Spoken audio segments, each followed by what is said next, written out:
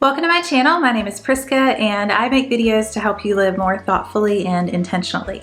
For the past 2 years, we've focused primarily on developing personal style. So instead of copying everyone else's outfits and still having nothing to wear, I've shown you how to create beautiful outfits that enhance your personality.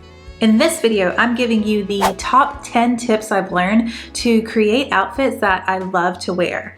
And I hope that this is a worthy gift to the 10,000 of you beautiful souls who have subscribed to my channel. I'm so thankful. And if you're new here, it's a great gift because instead of having to watch 150 videos, you can learn these tips right here, right now. By the end of this, you'll know how to create outfits that help you feel your most beautiful, confident, and valuable. So let's get started.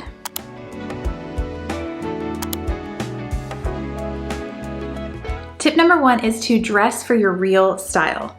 Not the fashion trends, not what looks good in an advertisement, and not even your fantasy life. Dress for your real style. So tell me, has this ever happened to you? You've got a special event coming up. Let's say you're going to a wedding with a bunch of people you haven't seen in a while, and you spend a lot of time preparing your outfit, hair, makeup, talking points. Or is that just me?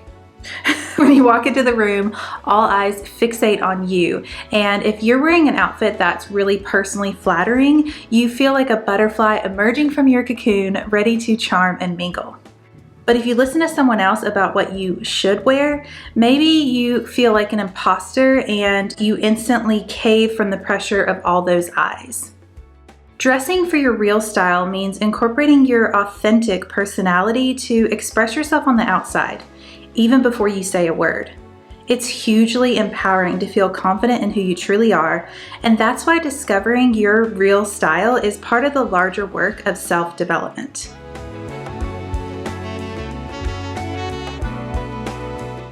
When you open up your closet in the mornings and you can easily put together an outfit that makes sense for your day, focusing on how you want to feel and what activities you're doing, that's when you know you're dressing for your real life.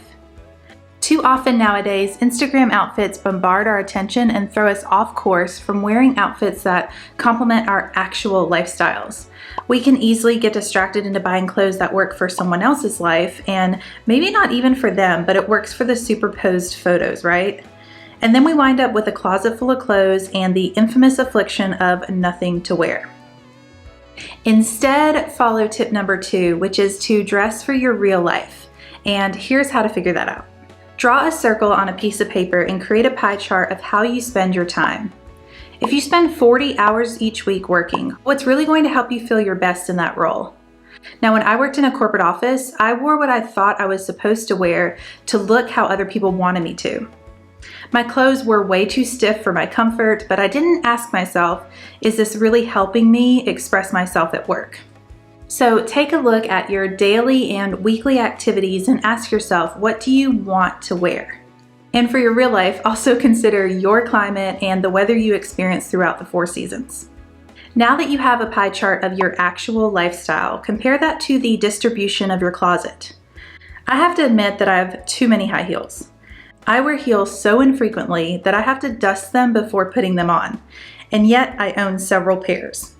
Maybe you have too many jeans or dresses or handbags for the lifestyle you actually live.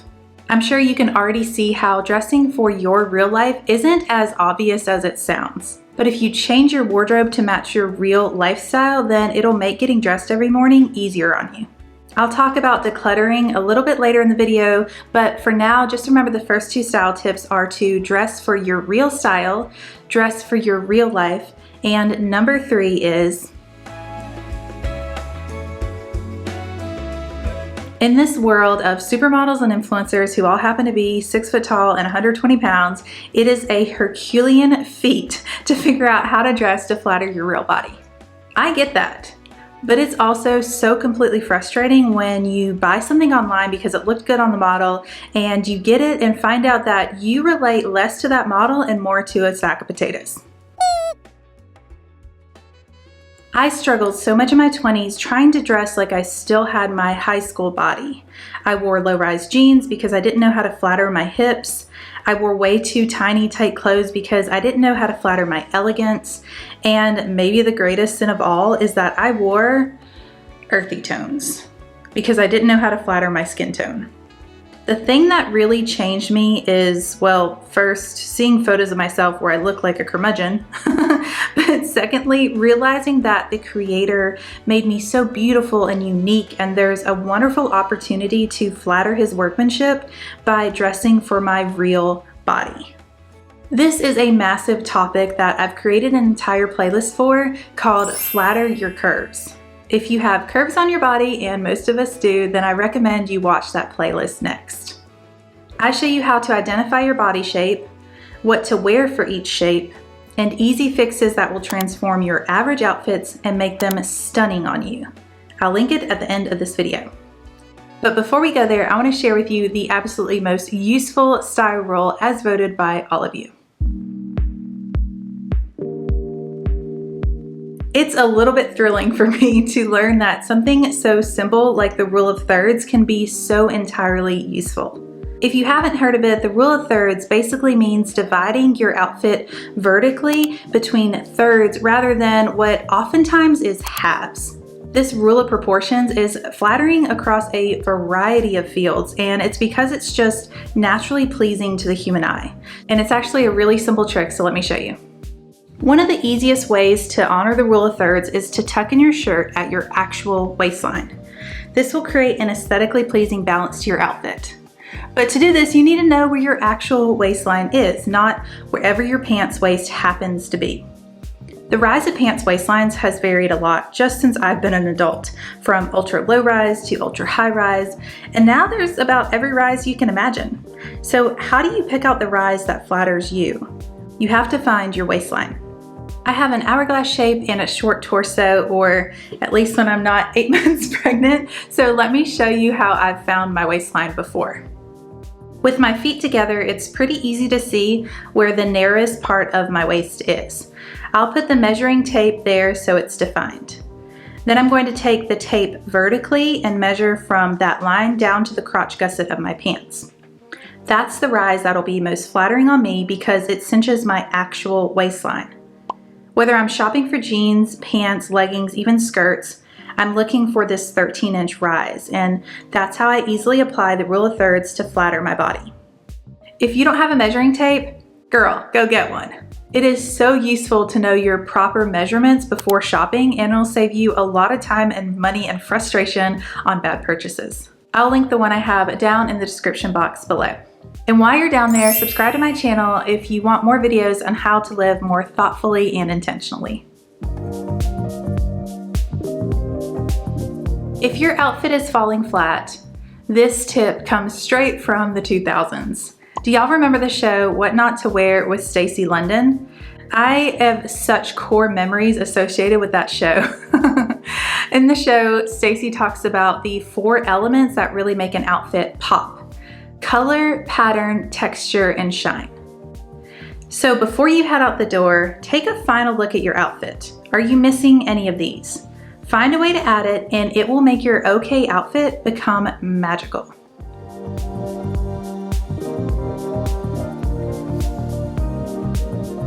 Style tip number 6 is to have a signature color palette. The good news is that you don't need every color of every garment available. What you really need is to know the colors that flatter you, the colors you feel good wearing, and the ones that you can combine to easily make outfits, and that is a signature color palette. Take a look at some of my favorite outfits and you'll see that I wear a small selection of a few colors repeatedly.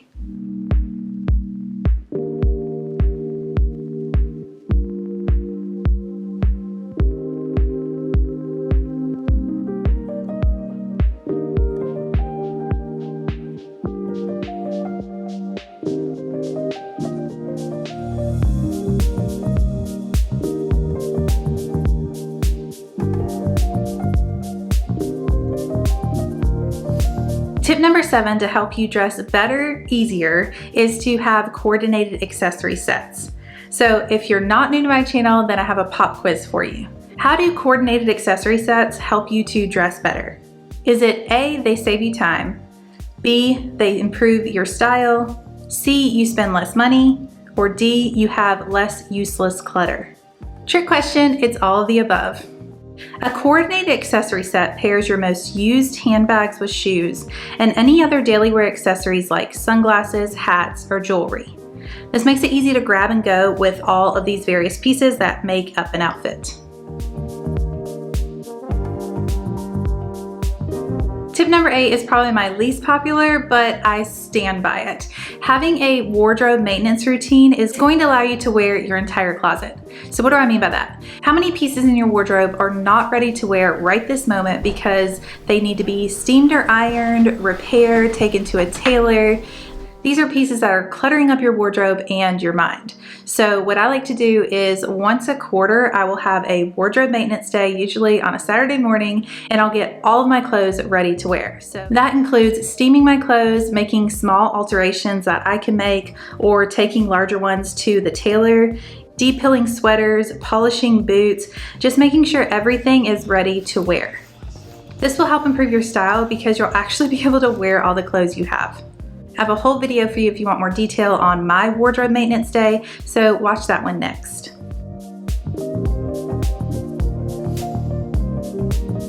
Have you heard of the 80-20 rule? It states that across lots of areas of our lives, 20% of our efforts make up 80% of the results. I've seen this to be true in my work, with my health, with my finances, but I can also recognize this principle in my closet. Most of us wear 20% of our clothes 80% of the time, and the other 80% of our closet is stuff we wear not much, if at all. And that's why decluttering is so important. I love doing a seasonal wardrobe declutter to keep myself from having too much stuff that clouds my vision from the few pieces I wear repeatedly week after week. But even in my closet, there are tons of clothes that I don't wear. I'm a bit biased right now because I only fit in about 5 of my dresses and 2 pairs of leggings, but still. A lot of these clothes that I never wear used to be useful to me, but now they're the wrong size for my curvy body, or they're the wrong vibe for my Florida lifestyle, or they're tattered, torn, and worn out because they were actually really great before. But now I still have a hard time letting go of these things even though I know I'm not going to wear them again.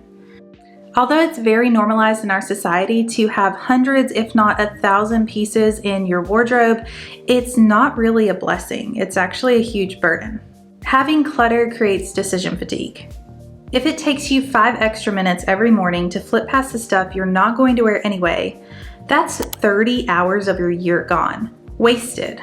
Actually worse, it's taxing your brain. It's not net neutral, it has a negative effect on you. Over the course of your 100-year life, that's 126 days spent flipping through clothes you weren't going to wear anyway. So one of the most important things that you can do to improve your style is to declutter your B team, which is part of the 80% of clothes you're not wearing anyway. When your closet is clutter-free, or at least mostly decluttered, you're going to find it so much easier to wear the clothes that you truly love to wear, the ones that flatter you and that you feel confident in. Now, just as a warning, you'll also end up wearing the same outfits over and over again, but so what? I've literally worn 5 dresses for the past 2 months, and I feel beautiful in them. So take a weekend and declutter those B team clothes, and you'll be left with a closet full of lovely clothes that flatter your beauty.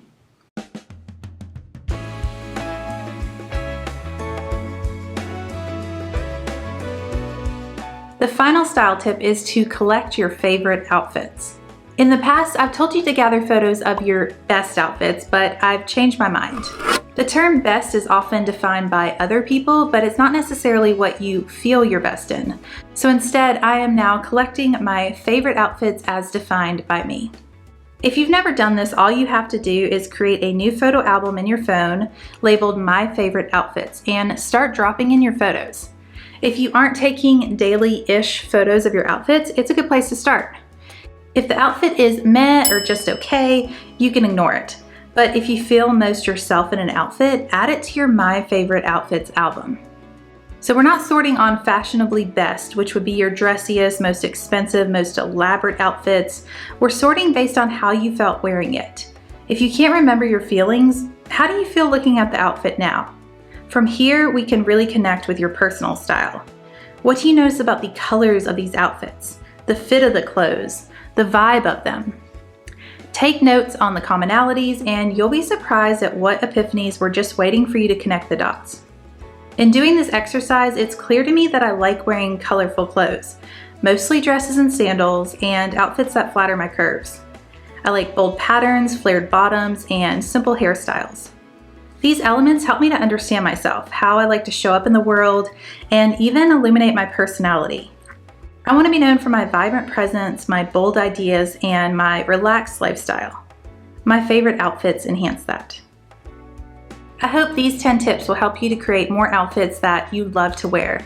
Leave a comment and let me know which style tip has been most useful to you. I'll see you with the next one. Until then, take care.